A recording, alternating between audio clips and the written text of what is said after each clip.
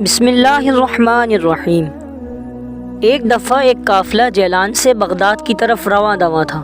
جب یہ قافلہ ہمدان شہر سے آگے بڑھا اور کوہستانی سلسلے میں داخل ہوا تو ڈاکوؤں کے ایک گروہ نے اس قافلے پر حملہ کر کے اہل قافلہ کے مال و اسباب کو لوٹنا شروع کر دیا۔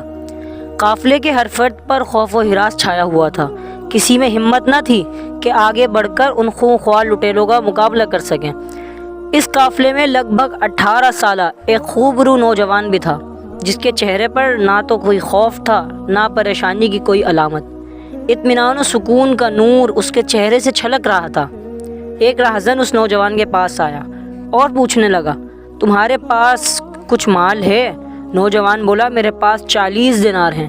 راہزن نے تیز لہجے میں کہا، مذاق نہ کرو، سچ سچ بتاؤ۔ نوجوان نے کہا، میرے پاس واقعی 40 دینار ہیں، یہ دیکھو میری بغل کے نیچے دیناروں والی تھیلی کپڑوں میں سلی ہوئی ہے۔ راہزن نے دیکھا تو حیران رہ گیا، پھر اس نوجوان کو اپنے سردار کے پاس لے گیا اور سارا واقعہ بیان کیا۔ سردار نے کہا، نوجوان کیا بات ہے، لوگ تو ڈاکوؤں سے اپنی دولت چھپاتے ہیں مگر تم نے کسی دباؤ کے بغیر ہی اپنی دولت ظاہر کر دی۔ نوجوان نے کہا، میری ماں نے گھر سے چلتے وقت مجھے یہ نصیحت فرمائی تھی کہ میرے بیٹے ہر حال میں سچ بولنا، بس میں اپنی والدہ کے ساتھ کیا ہوا وعدہ نبھا رہا ہوں۔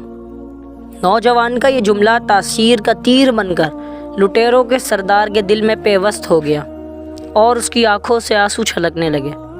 اس کا سویا ہوا مقدر جاگ اٹھا، لہٰذا وہ بادشاہ کہنے لگا، صاحبزادے تم کس قدر خوش نصیب ہو کہ دولت لٹنے کی پرواہ کیے بغیر اپنی والدہ محترمہ کے ساتھ کیے ہوئے وعدے کو نبھا رہے ہو، اور میں کس قدر ظالم ہوں کہ اپنے خالق و مالک کے ساتھ کیے ہوئے وعدے کو پامال کر رہا ہوں اور مخلوق خدا کا دل دکھا رہا ہوں۔ یہ کہنے کے بعد وہ ساتھیوں سمیت سچے دل سے تائب ہو گیا، یعنی اس نے توبہ کر لی اور لوٹا ہوا سارا مال واپس بھی کر دیا۔